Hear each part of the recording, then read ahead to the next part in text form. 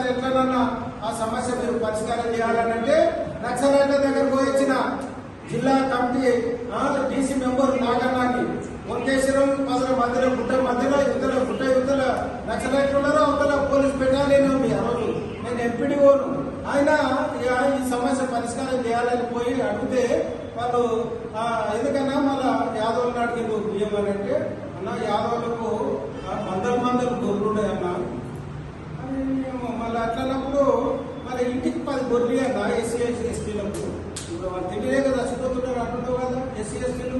మళ్ళీ వాళ్ళకు కూడా ఇంటికి 10 గొర్రెలు ఇవ్వండి. మా వాళ్ళకి 4 ఏళ్ళు అడవిలో అనుకుంటారు, పొద్దున్న రాత్రి అడవిలో పోయి ఉంటారు, వాళ్ళు మంద పెరుగుతా సమానం అవుతారు అని చెప్పి వాడు సచ్చిడా.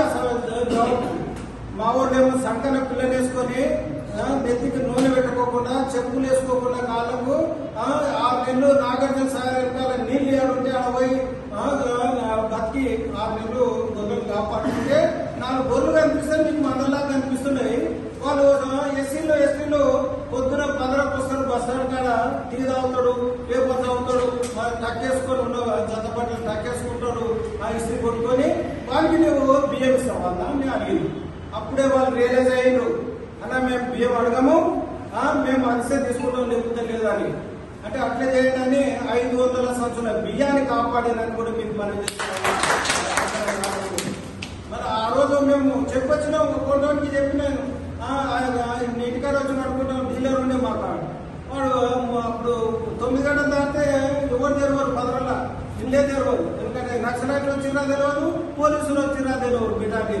కాబట్టి ఎవరు తెరవకూడదు. టక్ టక్ టక్ అని 3 సార్లు కొట్టాలని అడిగారు. నేను 3 సార్లు కొడితే వాడు తెరవడు. ఏం చేయాలని వాడిని ఇంటి ముందర బయట అరుగులో అడుకొని వచ్చినారు 10 గంటల. అంటే మన జాతి కోసం అంత రిస్క్ తీసుకొని పనిచేసిన వాడు ఎవడున్నాడు ఈ రాష్ట్రంలో? మరి ఏదైనా సమస్య వచ్చినప్పుడు ఇట్లాంటి న్యాయం కోసం పోరాటం చేసినటువంటి నాయకులు కావాలి మీకు.